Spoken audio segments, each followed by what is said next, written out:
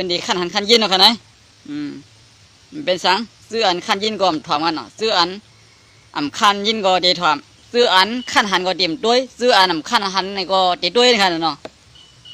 ด้วยหมักเกี้ยงไว้กันค่ะด้วยก็แล้วนาค่ะเนี่ยยำหันดาสีกันเนาะปกติลาดองการด้วยกันได้ไหนกวนเขาขันในหลุดด้วยหางผังมันกุยกับเจอค่ะเนาะหลุดด้วยดังมันเลียดเชียวสิเลเฮ็ดหลาชุนตัวมันกุยกับเจอค่ะเนาะห้างพังห้างดีเยอะค่ะเพราะเป็นก้นมีน้ำเจอดีเป็นก้นหมอเหตุการณ์ดีตอนด่าก้นดังนั้นเนี่ยเขาขาลียุยองเขาขาลีปันแห้งกันเนาะลีปันแห้งเสียมก้าดูเขานั่นก็ลี10เป็นก้นดึกชนก้นดังนำไล่เสียได้เนี่ยก็หลัวไล่เป็น10เป็นก้นดึกชนก้นในเฮือนเขาลูกเขาเมียเขาเจ้าในคันเนาะนั่นเป็นปุ่นพรตอนด่าก้นกูก็ลีบ่นค่ะเนาะ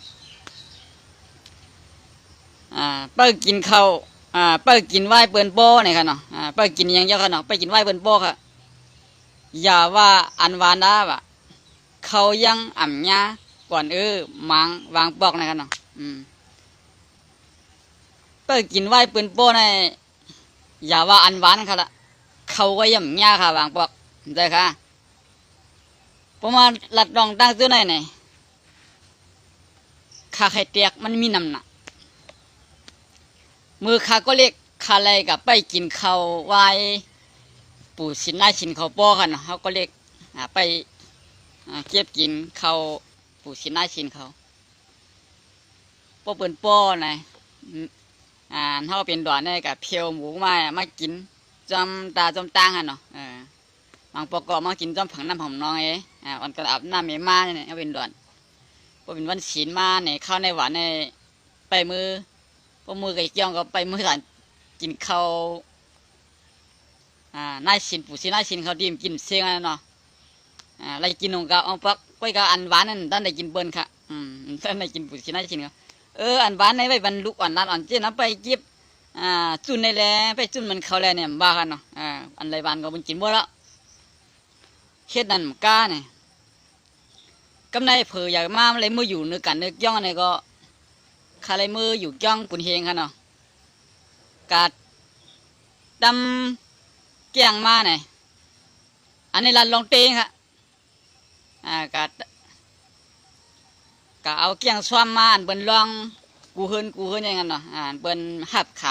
ำแต่ลองซ้อมบันที่นั่นเนี่ยเขากะเป็นก้นเก่ามาเหก็พวกมันหวานก็ผมไรกินกันเนาะเอาตั้มเสยในหมูเจ้าวนจ้างสมองมีตั้มขาพักหวานอันเราดีอันไรหวานเนี่ยกัดตั้มไว้ในหมูเจ้าจ้างหมดแล้วก็ในหมูเจ้าวนจ้างเขากินชุ่งป้อกันเนาะชุ่งยาวๆเนี่ยอันเขาเป็นตับปิงส่งก็เลยกินไหวกันเนาะอันได้กินไหวหมูเจ้าวนจ้างก็ซื้อเลยกินกูก็ค่ะเลยเจื่อนเป็นเจ้าวันไงค่ะเลยกินไหวหมูเจ้าวนจ้างนะซื้ออันใจเจ้าเล่เจ้าวันนั่นได้พักเขียวก็เกี่ยวค่ะเพราะว่าผิดเกือมันถูกผิดถูกเกิดถึงมาเนาะมันหวานดีไงพักเขียวเกียงไว้ก็เข้าคำไรยากค่ะเมื่อนั้นค่ะนะเปิดกินไหวปุ่นในมันเปลี่ยนไงค่ะสมมันเหมือนเขาให้กินกล้วยเขาค่ะเหมือนกันเนาะเปิดกินไหวเป็นโปเนี่ยบุญเจ้าเขาก็ไว้เจ้าเด็ดเจ้าบ้านเขาแล้วเขากันเป็นล่างโมล่างหวานเนี่ยอันหวานเนี่ยเขาไว้เขาฟองเนี่ยเปิ่นว่าค่ะอันไรวานก็ตาไปหมดแล้ววะคือแต่อันเมียนหูเมียนใจอันเขากินเชียงก็มันเขาก็สมว่าเป็นผักหวานเขาเนี่ยเนาะเป็นกินบ่บ่กว่าเนี่ยเป็นผักหวานเขาเอาบอกมาอะไรอย่าว่าผักอันหวานค่ะอันเป็นข้าวอันหวานก็เขาขำหญ้าแทงกันเนาะเดี๋ยวไรหญ้ากินข้าวอันบ่หวานนั่นเนาะจะเป็นไหนเปิดกินไหวเปิ่นโปอย่าว่าอันหวานมังปอกอย่าว่าอันหวานได้นะเขายังอ่ำยากก่อนมังปอกนะมังปอกในเขากับญาติเขาเชียงเปียเด้อนี่ก็มีค่ะญาติจดญาติเจ้ค่ะเนาะเป็นกวนแต่ไหนอันไหนตึกใจอยู่หือกับหัวกันเนาะปักเปิงเนื้อกันเนื้อจ้องอันเฮ็ดนี่ก็เขาว่ามันบ่เข้ม อ่าลูกน้องตะเปมันขันเตอหนาลาคันเนาะขามผ้าขามผลมากก็ขามกังจองกังที่กว่าเอามาเลียดมากก็ขามจังกังจองเสียกว่าเอามาเกี่ยงซ้อมหมอเนี่ยเผื่อมาถึงตีวิหารการเกี่ยงเลยกินดีกำไรคำมาทัศน์เอาเป็นเบืองเด็กการเมืองอินคันเนาะพอไปให้ว่าเมืองใต้ในเปิ้นปล่อยบันก้อนขอหังกวยไปให้เปิ้นเมืองใต้ในปล่อยบันเฮือรันทนแล้วหังกวยไปเปิ้นดังจุ่มดังซื้อดังเครือนั่นเดี๋ยวมาตึกส่วนหาไต้เอาพร้อมกันหาคนคือไต้เอาหักกันหาโคเขียวก็ไล่เอาพร้อมกันหาซื้อกลุ่มกูจะมาพร้อมกันเนี่ยเพิ่มมาตึกส่วนมันเฮาค่ะบ่ฮาขาไปเปิ้นโป้อีบ่ในเมืองใต้ในเดี๋ยวมันนั่งสังเป็นโตในก็เป็นกึดคามไว้บนเดียวกับมดอันดีจะเป็นเจ้าไหนเป็นส่งไปโป้กันนะลองอันบนเดโป้ในก็ขามหันตั้งว่าบนเดโป้เมืองใต้ในบนเอากาเตรียมโคของได้นำเนื้อลิ้นใต้ดินโป้อะในประเดี๋ยวมีกันนะสังวัดเดียนบนโป้ในก็เคยคือดังอ่ะลอยเสียงเมืองสู่คือสังขารบ้านมันไหนเสียงดีเสียงแรงเมืองสู่เสียงลื่นหลังเนื้อกำผาในกันเนาะเปิดอ่อนกันคุดเอาอันกุ้นอันคุดเอานี่สัตว์ที่กาเป็นสัตว์ที่กุ้นมาคนมีนั่นมันจะคือเขากันเนาะมันคือเปิดเนาะในค่ะก็ในพวกว่าเปิ้นเอากาโป้ไหนก็ไม่เปิ้นไต้กับคุดมันปันไต้ในอุปเปิงละลอยเสียงเมืองชูในชัวคุดเอาอะไรก็มันมีสังเอาค่ะสองย่าสังเอาย่างเอาค่ะอันดีหวานมันกับมัวแล้วมันกินมัวแล้วย้อนไหน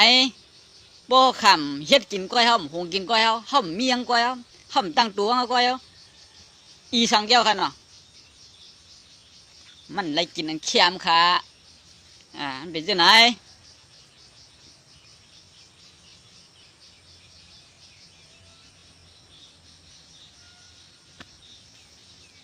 โหเจอน้ำจำไรเนี่ยคันเนาะไม่เจอน้ำตาไหลเนี่ยโคเจอเผอเหมือนเฮาเผอเหมือนคืออยู่เนี่ยกันเนาะโคเจอน้ำจำไรมันนั่นไงกวนโคเจอน้ำสี่เหลี่ยมจำไรมันเป็นยังไงหักกอใบโป้บ่หรือหักแทงกอจังกอยังใบโป้บ่หรือจังแทงกอพิษกอใบโป้บ่หรือพิษแทงกอลากอใบโป้บ่หรือลาแทงกออันในบนห้องว่าคนโหใจนำกันเนาะพำอยู่จำไรครับเนี่ยนะข้าก็อยู่จำได้กุนซื้ออันจางป้องจางละอากาขากีลงตั้งเฮ็ดตั้งช่างทำเป็นเมี้ยวตั้งป้องตั้งหลาทำเป็นเมี้ยวไงพำอยู่จำไรครับโปรเฮ็ดอินทำใครอะไรกินน้ำโลกไรให้การทำหลไรเฮ็ดอีโลกไรหลีทำหลมีน้ำซื้อในพำอยู่จำไรกันเนาะมาพูดคนใจค่ะข้าวบ้านไหนมาส่งข้าเอาข้ามาส่งข้ากุ้นหูใส่น้ำไหนมันเพิ่มอยู่จำไรกันเนาะไม่เจอน้ำตาไหลเนี่ยป้อไม่เจอน้ำมาเนี่ยน้ำตาเนี่ยหัวมันลุกดีเลยมามันไหลเด้กันเนาะมันออกมาเด้กันน้ำตาในย้อนเปลือกมันถึงอกถึงใจหนาลาแหละมันจ่องจางออกมากันเนาะน้ำตากุ้นใจปวดไหลออกมาเนี่ยหาดีว่ามันมีน้ำตาผู้หญิงก็ตัวนั้นกันเนาะผู้หญิงก็มันก็ใจแก่นเพราะว่ามันหรืออกหรือใจหนามันออกอะไรกันน้ำตามันเนี่ยไม่เจอน้ำตาไหลก็ไม่เจอตาลูกเหก็ไม่เจอตาลองอยู่เบื้องกินเหก็ไม่เจอตาตีให้ตีการตีหน้าก็ไม่เจอตาลวงอันดีกามาไปพวกไม่เจอลายอันลายเอี้ยนไหนน้ำตาเนี่ยใครปันไหลก็ไหลมากกันเนาะยันวันนี้แหละตั้งไม่ใจลงได้เนี่ยลูกอยู่ดีไผมีอยู่เฮือนไผมีอยู่ดีไรเนี่ยก็มันไม่เจอดีนั่นขยะน้ำตาไหลดีน่ะบาเป็นบาเฮากันเนาะยันในแหละการที่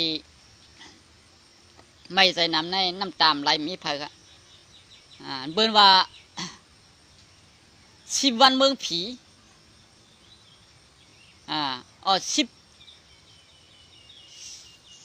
10 ปีเมืองก้นฐาน10 วันเมืองผีกันเนาะ10 วันเมืองผีฐาน10 ปีเมืองก้นไหนครับต่างหึงพวกเมื่ออยู่เมืองผีมาเขากับหูดีๆกุยกับว่าท่านสั่งด้วยไหน อันเปิ้นเป็นก้นมาก้นมีเสียเลยได้อยู่ดีกินฉากาต้องไรก็รถเพกใครเฮ็ดสังก็ไรใครกินเมื่อไรก็ไรใครนั่นเมื่อไรก็ไรใครไรมีเมื่อไรก็เอาใครไรมีเป็นเสียวก็ไรใครไรก็เหลียวก็อยู่ดีใจมันกว่าต้องไรก็ขี่รถขี่ก้าขี่เครื่องบินการนอกวันนอกเมืองกาเมื่อไรก็ไรมาเมื่อไรก็ไรอันในเมืองน่ะเป็นไรอยู่เมืองผีเอาเขานั่นเมืองนี่ป่านเนาะนี่ป่านเมืองโกนกันเนาะเพราะเหมือนนั้นไงเท่ามาในจ่องใครเท่าเขาวันนั้นว่าเขามาเขามีเหมือนนั้นลองตั้งเท่าวันนั้นด้านหัวมือเขาเท่าปีนึงในก็คำด้านหัวมันเป็นปีนึงอ่ะมาฐานะเป็นเรือนไว้ว่ะย้อนเบื่อว่าตุกข้ากันน่ะเกี่ยวกันลูกก็ไม่อันนั้นว่า10 ปีเมืองโกนไหนกันเนาะ10 ปีเมืองโกนไหนวันเดียวไอ้เกี่ยวค่ะเพราะว่าเขาขาดตุกข้าน่ะหยับขึ้นน่ะบางบอก4, 5, 6, 7 วัน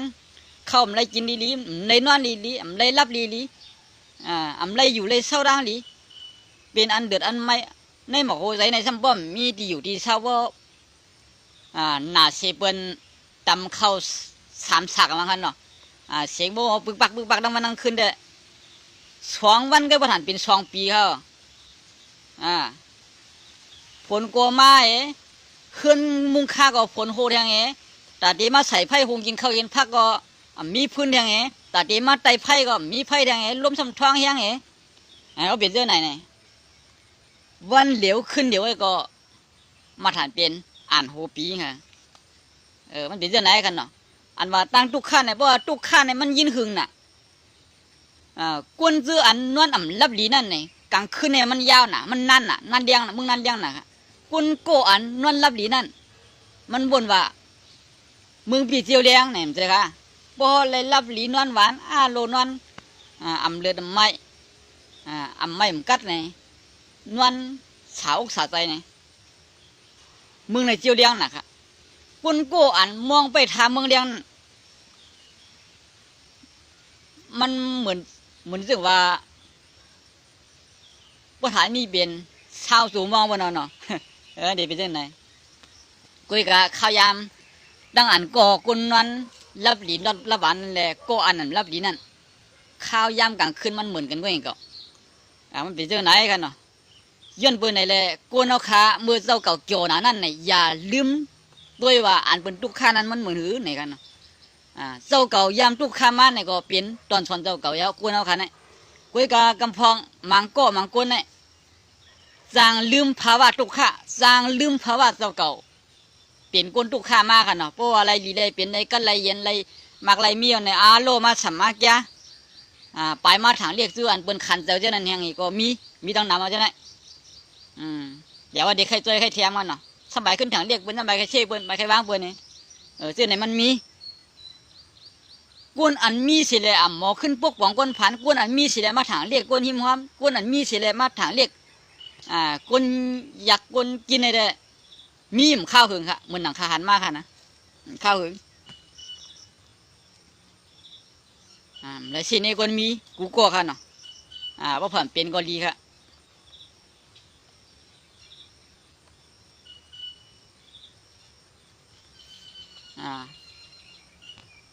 ปีกปากเสลัดหยับเจอปีกปากเสลัดเนี่ยหยับเจอนะครับเนาะกับปานบนปีกปากครับเหมือนเลี้ยวเนี่ยบนปีกปากบนโควิดเพลามกูน้ำลายพ่งใส่กันซื้อในกันเนาะบนกูกวนกูรอครับเหมือนเลี้ยว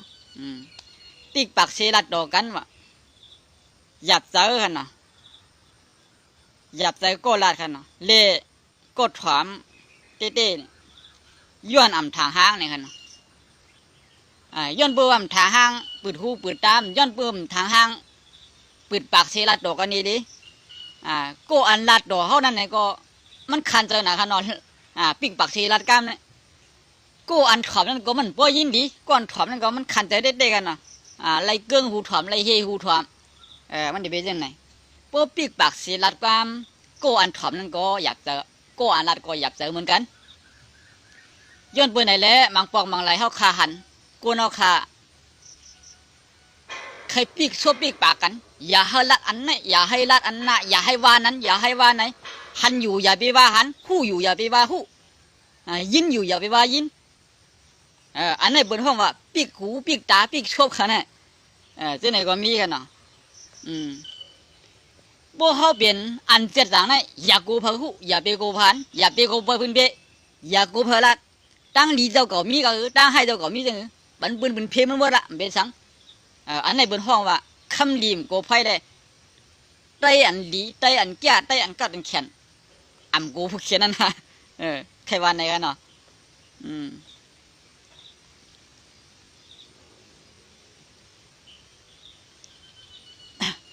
โบขามาบนด้วยว่าการกับปันย่ำเดี๋ยวนั้น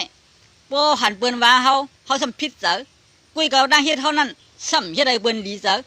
ดังเฮ็ดเท่านั้นห้ามเฮ็ดอะไรเปิ้นพิษเจอห้ามเฮ็ดอะไรเปิ้นจังเขาพอเดียมบ้าเขาพอเดียมแล้วเจ้าค่ะข้าก็นึงข้ามเฮ็ดดีสัมเคยเปิ้นใหญ่เปิ้นหลาค่ะข้าสัมโก้นึงห้ามยามาซีมานี่มาว่าก็เป็นกระป๋องก็เป็นหาเปิ้นมาหันดีค่ะหาเปิ้นมาผมส้มค่ะนี่สองเดี๋ยวเปลี่ยนอะไรค่ะเปลี่ยนอะไรค่ะขลังกับเจ้าไหนก็กูนั่นจังหาได้มีอันหันดีหาได้มีกูอันจังหานั่นข้าขี่เครื่องบินน่ะการเดินการหากูวันก็เขาว่าข้าแก่ค่ะหรอกเขาว่าไอ้นั่นกูตายนะว่าขี่เครื่องบินไหนเสียเนื้อลิ้นไปอย่างก้นมันก็บนมีเป็นจ่ายมันเป็นมีมันเป็นย่ำขี่เครื่องบินบนเดี๋ยววันไหนกันเนาะพวกมิวว่าเป็นอ่ำหันดีเขาเป็นเกี่ยวเขาเป็นนาหลวงนี่เด้จึงคือก็เบิ้นปันหมันเดียวเนาะเป็นไงยันในแลกูนเขาขาเนื้อกำผาลงไหนเฮาเบิ้นมาหาเขาดังเมืองก่อนเป็นไรเฮามาจังดังหมดก่อนเป็นไรกุยการลองสุนเผยสุนมานั่นเฮาขาโหลเลยโมปันกันโมปันดื้อดังกันโมปล่อยบ้างมันกันกวนจื้ออันเฮ็ดผู้อันโหในเฮือนไหนค่ะเนาะค่ะเดี๋ยวในเฮือนมาเตียกกันเมืองอินค่ะเขาเป็นโปเป็นเมนลูกเข้าล่างเขาไหนกันล่ะลูกเข้าล่างนั้นย้อนปืนมันหูสังกันอ่ะมือก็เรียกเจ้าอะไรสังก็เรียกอะไรสังเป็นลูกเข้าในเขาก็เลยปล่อยบ้างเดียวใช่ค่ะลูกเข้าล่างเขาบางปอกบางไรมาหล่าเขามาป้องเขามาวางเขากับบ่งกับเป็นเป็นหลานหูสังน่ะขำหูสังพวกเขาหูขำรัดพวกเขาหูขำเฮ็ดก็เลยว่าไหนก็ขำจ้าพวกเขาเป็นปอขึ้นปอเจ้าขึ้นเนี่ยมาปอกบางไรลูกเข้าเลี้ยงใหญ่มาขำมีดังหัวขำบนปังคนละตั้งจาก็เข้าตีกะเอามาใส่อกใส่ใจใช่ได้จีบเกี้ยนหน่อยดิก็มันเป็นไรครับโคกรรมลูกเข้าล่างว้าวนั่นเด้ว่ามือไหนก็หายไว้หายลายมือไหนใส่ใจมันหลุดเป็นเรื่องไหนกันเนาะกำไรเป็นภายปาตีการเมืองเกาหลีภายดับซึกอันดับเด็กจัดเขกคนเมืองเกาหลีพวกคนเมืองมาออกมาว่ามาเซมานี่มาว่าอันนั้นน่ะเขาขากันเลยยอมรับค่ะบางมิ้วบางหลองพวกเขายอมรับในอันเปิ้นมาว่านั่นเปิ้นมาว่าซ้อมตีอันเปิ้นใครว่ากันน่ะอันเฮาเฮ็ดกันนั่นซ้ำบางหลองบางไรนั่นเฮ็ดซ้อมมันเจ้าเก่าใครเฮ็ดก้อยน่ะเฮ็ดซ้อมหนังตั้งแต่คนเมืองใครเป็นน่ะเคียงเดี่ยมสารคาดกันคนเมืองไหนคนซื้อดีเมียนกันป้อมเมียนกันมาคนเมืองก็เชคนซื้อก็ป้อเชคนซื้อมาคนซื้อก็เงียบคนเมืองมาว่านั้นว่าไหนเฮ็ดนั่นเฮ็ดไหนอันนี้เปลี่ยนลองเตะมันเร็วขาเขาขาหันมาย้อนเพื่อนไหนอันดีเมียนกันได้พวกว่าหมอปล่อยว่างกันปันกันเนี่ยเช็ดจึงหัวดินเมียนกันแล้วนะแต่เด็กเข้ามาเปลี่ยนหมู่เลี้ยวกอเลี้ยวเพื่อนเลี้ยวเย่เลี้ยววันเลี้ยวเมืองเลี้ยวจุ่มเลี้ยวนี่หยาบดีสุดค่ะเนาะในกำผาเนี่ยพวกว่าหมอป่องเสนอกันเช่นหมอปล่อยว่างมันกันได้ซ้ำง่ายดีสุดค่ะในกำผาเราเนี่ยคนกูเมืองคนกูคือค่ะเนาะพวกหมอปล่อยว่างมันกันได้เหมือนปลาเย็นก้นกำปลาเย็นขึ้นผ้าในก็เนาะมันตีขึ้นนั่งเหนือเดียพอเดี๋ยวโตซาหายกันในก็โตซาเนี่ยมันมีกูก็มันมีกูหมูมันมีกูจุ้มมันมีกูเคอซื้อในกันเนาะรถไฟกันนะพอโตซาเข่งดอกกันได้อย่าว่าเป็นซึกจุ้มไหนจุ้มหนึ่งไงห้ามกันกันละเลือโผเมกันได้พวกเข่งกันได้เป็นพื้นหินไฟพวกเมเขาตาเด็กๆพวกเขาหลัดกำเด็กเด็กกำใหญ่มากเนี่ยผู้ยิงนั่นจังยาคนนั่นเป็นไรพวกกูได้เหมือนกันไรค่ะนะกำในพวกว่าผู้ยิงทำเป็นก้นดีเลยผู้ใจทำว่ากับบอกว่าเป็นเฮ็ดกับบอกว่าเป็นนี่ก็ผู้ใจนั่นจังยากินผู้ยิงโปะผู้ยิงแหมผู้ยิงเปียดก็จังเป็นไรจ้ะค่ะอันนี้เป็นโตซามันนานนั้นมีสื่อมันค่ะเยื่อในแหละ การที่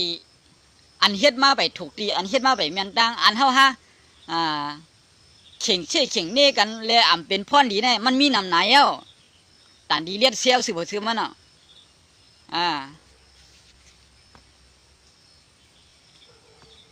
โดยค่ะแลนักข่าวการบ้านการเมืองไทยเนี่ยต่อเดียวก็บนดึกสุกยงผ่ายการเมืองดีค่ะรู้อันเป็นนายกเก่าเนี่ยก็เปิ้นอ่อนกันว่ากูเจอกูเมียวนายกใหม่อันเปิ้นปันเฮียงเนี่ยก็มีดังน้ำเย้าก็อันเปิ้นเชนายกใหม่เนี่ยก็มีดังน้ำกะย้อนเปิ้นไหนเมืองกวนในมันมีอยู่เสียนด่างสองอันน่ะเสียกันเนาะบ่มีอันลำก็อันเลี้ยงบ่มีสื่อเลี้ยงบ่มีสื่อเหลืองก็สื่อเลี้ยงอ่ะนะเมืองไทยสื่อเหลืองสื่อเลี้ยงมันเข่งด่ากันน่ะสิย้อนเปิ้นไหนลองชันคัดกันไหนมันเป็นลองแก่นแข็งค่ะลองอันเปิ้นซี่นี่นั่นเป็นพ่อนดีดอนดาวดัดได้มีขึ้นน่ะเจ้าค่ะ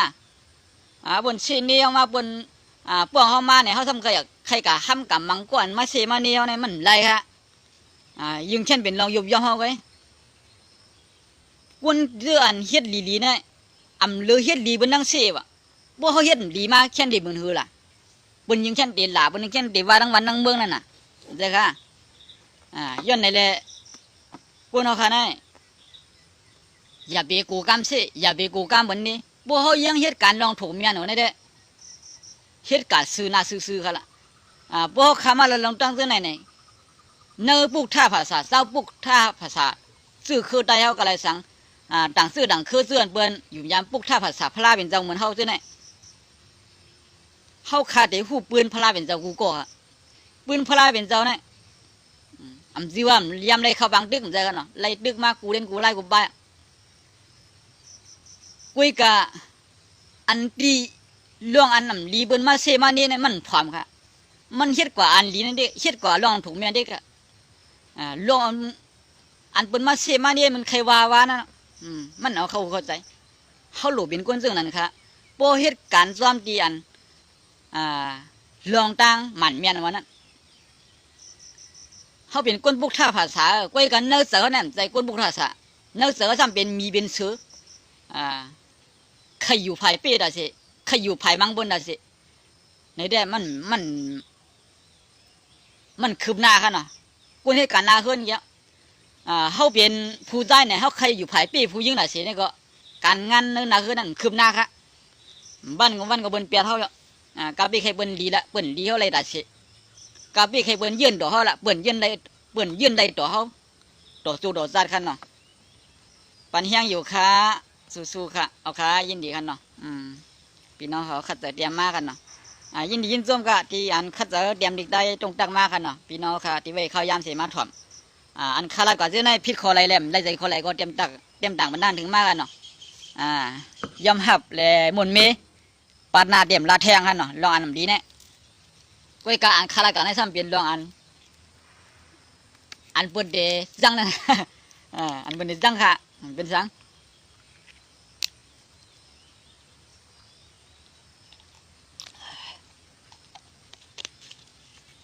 กินน้ำเห็ดเตา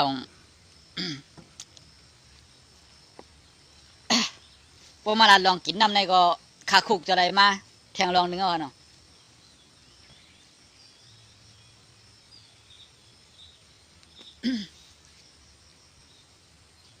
กูบอกในวันเฮาเมืองเฮามีค่ะเต้าก่อที่ไหนกันเนาะมีเมื่อบ้านข้าก็เรียกเนี่ยมีก็มีในเวียงก็บ้านนอกหน้าปังนั่นมีค่ะ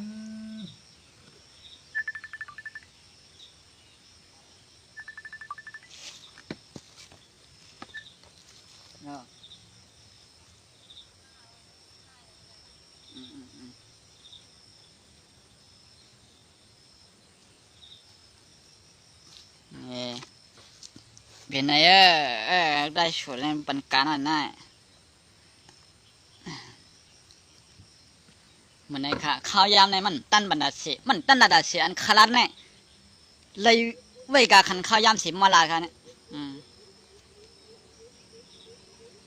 กาข้าวยามมันในมันมีการมีขันเด็ดอันเขาดีกับถอมในก็เขาหลุดถอมอันมันคึกเข้มเขามันมีการมีขันดอนด่าเขากันเนาะข้าเราลอง เตาน้ำนั่นนี่กูบอกได้บนใจเตาน้ำไม่ปกไม่สร้างไม่มองเลยค่ะไม่มองได้มันมีโกงอะนะโกงตันเจอน้ำเตาไม่ปกไม่สร้างเลยค่ะตัวเลี้ยวในบนเดียกไรมาเปลี่ยนความก่อนในโม่หรอกค่ะน้ำเตาบนเสื่องกูบอกเอาไม่ปกไม่สร้างเห็นก็หายาเปล่าค่ะไม่ปกลงอันต้นใหญ่ๆในก็หายาเปล่าเหมือนเดียวนะป้อมผูกข้างกุ้ยผูกเอาข้างกุ้ยเฉยต้านในก็ปุ่นสู้เฮ็ดกันนะปุ่นใจกันนะในเป็นรองเรียกลายเยากันเนาะกาวันป่านมึงหมดเดียว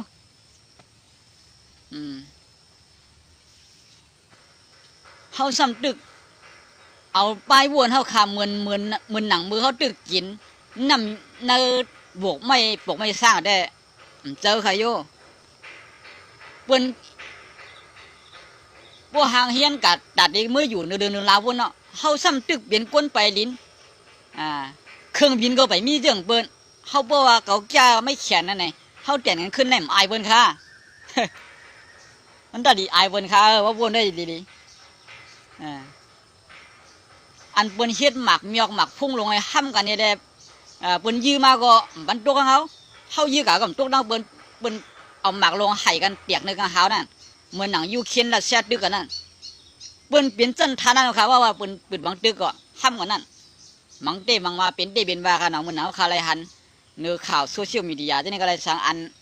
ออกดังข่าวทีวีนี่ก็มีค่ะเนาะอันนั้นเปิ้นว่าคนแก่หรอกคนแก่ห้ำกันนั่นเขาในซ้ำเจอตึกนั้นกันนะเขาข้ามไปมียางตั้งวนไปมียางตาหนอเด่นเครือเดี๋ยวหูลิหูไล่ก็ไปมี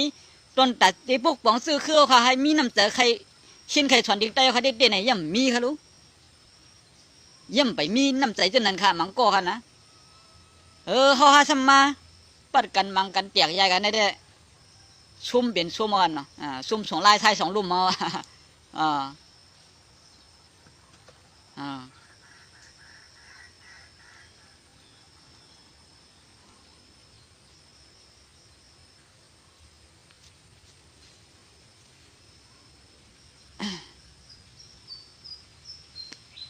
พิดมาดังหนำยังไปหู้โตโกปีดีโกนอกโตเนื้อโตเมลาสู่ไปตายในเนี่ยค่ะเนาะเพอเสียมบาค่ะเนาะกูเฮาค่ะกูก็เฮาเฮ็ดพิดมาดังหนำเฮายังไปหู้โตไปหู้ว่าเฮาพิดมันปีดีโกค่ะล่ะใช่ไหมอันบ้านนอกโตมาในโตเนาะบ่นอกโตก็มันหนังเฮาค่ะกะเฮ็ดฟูละก็เขากายวางเปื้อนน่ะกับเชี่ยเปื้อนนั่นไงอันนี้เป็นนอกตัวกันเนาะเพราะว่าตั้งพิษในตัวนี่ยังเป็นอีสานไงอันเขาข้ากับลักเอาตั้งนอกมาใส่อกใส่ใจเขาอันเขาข้ากินกูวันเป็นยาเป็นผินอันเขาข้ากินกูวันนี่เป็นอันมายาตัวยาใจเขาเนี่ยอันนั้นเป็นห้องว่าพิษในตัวเขานั่นเพราะว่าพิษนอกตัวมันนั่งกุ้นนั่งนั้นทำบ่อะไรเหลือดร้อนไม่ใจจอมเขาซ้ำบ่เลยหยาบขึ้นจอมเขานั่นบนห้องว่าพิษดังนอกไผ่ดังนอกนี่ซื้อในบ่หูตัวก็เรียกลายขละเมียขละตัวไปตายนี่เมียไว้ขละไม่ต้องลิ้นเท่าก็ดีเมียหนุ่มก็ดีเมีย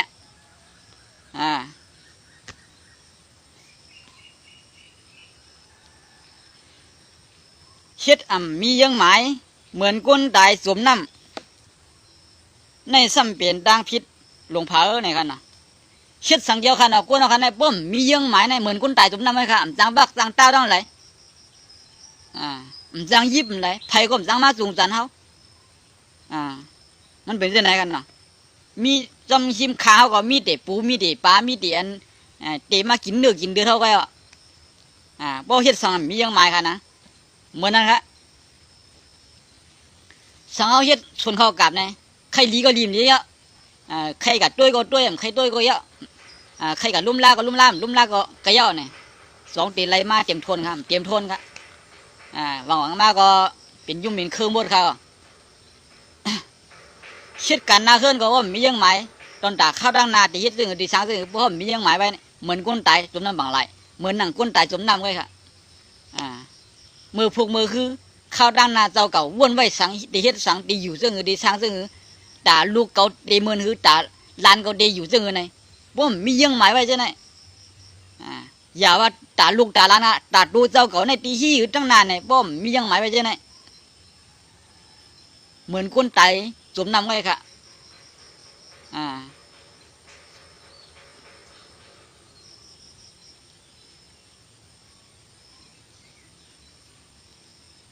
กินอ่ำปีเป็นยาค่ะเนาะกาอ่ำซื้อเป็นได้ไผ่อ่ำกึนย้อนพื้นอ่ำย้อนอ่ำมีพื้นนี่ค่ะเนาะในก็กระเทียม กินอ่ำปีเป็นยาอันนี้เด้พาก็อยู่มั้งค่ะเนาะกาอ่ำซื้อเป็นได้เนี่ยแต่เอาคันในวันกาอยู่ในเมืองแต่เอามังกรเนี่ยมันมีดังซื้อค่ะโคอยู่ก็น่าพามหูบ้างค่ะนี่มังโก้ค่ะนะมังโก้ได้ซื้อค่ะเนาะเกี่ยวได้มังโก้เกี่ยวในเกี่ยวมึงถึงเมาเราไว้ค่ะนี่ขัดด้วยแต่ว่ามันปีเกี่ยวน่ะด่าขึ้นนายยิงเตรียมทนน่ะซื้อว่าลูกมันไรกินดีกินเกี่ยวน่ะซื้อว่าลูกมันไรเขียนไรสอนปีญาเตรียมทนใช่ค่ะลูกซื้อว่าบ้านเฮาเมืองเฮารถเพี้ยนรถหลานกะง่ายมาลิมใช่ค่ะลูกมังโก้ได้ว่าเกี่ยวชื่อเหรอทำบ้าได้กาอยู่ก็มันซื้อกันเนาะอ่อนกันกาเวียนเนาะเป็นคือขละเมืองได้เอาค่ะอ่อนกันกาอ่อนกันเวียนอ่อนกันนี่ป้อยฉางร้องอ่อนกันทิ้งย่องหลายเสมาป้อยฉางร้องมาป้อยปากปีมาป้อยเฮงปีป้อยยังลายมั่งเนาะก้อนเงินก็มีก้อนค่ำก็มีก้อนเสียงก็มีค่ะป้อยเนี่ยเขามีเด็กค่ะรู้ใช่ไหมผมมีเหมือนได้ค่ะผมมีป้อยก้อนเสียงก้อนค่ำเหมือนเขาก็กับเมืองมันขึ้นใหญ่ก็เย็นหรือเขาค่ะเขาซ้ำมีป้อยปีก้อนเงินก้อนค่ำก้อนเสียงเมืองเขาค่ะซ้ำเป็นน้ำหูน้ำตาสมบัติกูในสมบัติกูนาสมบัติไปเอาในสมบัติไปข้างหน้ากำสมบัติไล่กาไล่ขายอ่อมดีไล่ไปมักมีอ่อมดีการก้าการขายเขากับว่ากันคือเข้มชี้นี่ไผ่เปียงดังพิษหลงเผอเขาใช่ไหมวัวเนาะค่ะเนาะได้เอาค่ะกูก็เขาขาในตั้งเกี่ยวในเอาได้เสียไว้กับว่ามาอยากด้วยนาขึ้นนายีนาวันนาเมืองหลวงปุ๊กบอกซื้อคือเขาในเปลี่ยนอันนาฬิกาหน่อยในกี่กลางเปิ้นในเขาขามอายเปิ้นเขาว่าแก่หนาค่ะเนาะบ่ลองเฮ็ดบ่อยบ่ขามาสิ้นนี่ลองบ่อยได้เต็มแม่นใจคนเฮ็ดบ่อยกันน่ะลีเขาแก่เขาเฮ็ดบ่อยในต้องลูกค้ากำใจมีเงินนี่เลยจ่ายใครกินนั่งก็ไล่กินใครบ่มีเงินเนี่ยซื้อมีผักกูมีอันขายกูลองบ่ยังมีเงินซื้อกินกันน่ะบางปอกบางไรเฮามีเงินซื้อก็บ่นั่งซื้อเด้งเฮาใจกันล่ะเปิ้นบ่อยเกี่ยวนะคะบ่อยไหนก้อยก็ซ้ำปันตั้งตุกค่าเตียนเฮาวายมันมาเขาสมะตีกะหายสังตีกะออนไดมาเนี่ยเป็นดังยุบย่อมหลงดอนดาเขาหามาเข้าหึงไปเรียกไล่เขาเจ้าเนี่ยสังวันเขาขาเมื่อขาคืนเพิ่งใส่เหมือนเปิ้ลเนี่ยเช็ดปล่อยลำเนี่ยเป็นกูเลือนเป็นกูปีกับแผ่นบางครับปล่อยสังร่องในเช็ดออกหวานในหวานเบียงครับมังค่ะละแผ่นบางก็หรอด้วยขลุ่เมืองไทยเมืองมันขึ้นใหญ่ไม่สูงได้ปล่อยที่เช็ดปล่อยในพักเฮ็ดอะไรเฮ็ดเพิ่มหมอกเพิ่มลาดพาเปิ้นอุบเปิ้นอุบกันลาดกันโดดด้านไหนก็เปิ้นมาหางแผงมันเลยเปิ้นที่เฮ็ดป้อยเปิ้นที่เฮ็ดป้อยลงบางส่วนเปิ้นเฮ็ดในนาเนี่ยก็เปิ้นไล่พิษได้หมอกไล่บ้างกันก็คือเปลี่ยนมาก้อยมีมาก้อยเดียสายไผ่สายมันไหนมาก้อยเมืองในโบกัดเย็นตอนด่าที่เฮ็ดป้อยในเฮ็ดมือไรก็ไรเฮ็ดบ้านไหนก็ไรเมื่อขาซ้ำว่าที่ว่าเมื่อขาตุกขั้นน่ะหยับขึ้นนั่นนี่ป้อยเอาซ้ำนำเสียเปิ้นอันไหนมาปอมอะไรอันนั้นเจอเครือนั่นเหมือนที่อาลาวัวเดียวกันนะวะเจอโย่ไต้หวันเกี่ยวไต้หวันเชื่อปล่อยฉันร้องเขาเป็นกูปีเงินคำเขามีมเจอโย่เงินคำเขาวายเร็วนุ่มไรเฮ็ดปล่อยเสียงอ่านโหล้านโหแสงยังเป็นไรก็ไม่สามารถหลุดตั้งใจแถมพี่น้องไปพี่ในหน้าเนี่ยต่างซื้อต่างคือได้เด็มมีเงินใจแถมมาขายโย่ใช่ไหมดังที่เราคำเหมือนเปิ้นก็เลยเปิ้นก็หยุ่มยำเขาเหมือนหนังเขาหันได้ยังไงเนาะโอเคหมายสงค่ะขัดเตะขึ้นหรือไปกันได้กันเนาะย้อนหาพี่น้องค่ะอยู่ดีมีเงินหาดีก็เปิ้นอยู่ยาวยืนใจกันสร้างเปิ้นใหม่แต่ขึ้นใหญ่วันดังนะเขาค่ะมีจังก็มาอุบโอกันเนาะตรงตักกันปันดานถึงมาอะไรกันเนาะเตรียมหลังข้อเมียนมากอะไรเสื่อนใครหลานล่างก็เตรียมหลามากคำพองกันเลยเพราะมันได้หลาก็ย่อมสาใจอย่างเขาเนาะอันคาราพิษนั่นก็ก้อยกะคาราพิษก็ใหญ่ถ่อมพิษกันเนาะแค่เราปล่อยว่างคอนพิษเอาคอลีกะเป็นดอนสวนเอาคำมาส่งค่ะจำคำรับสิ่งเสียลาย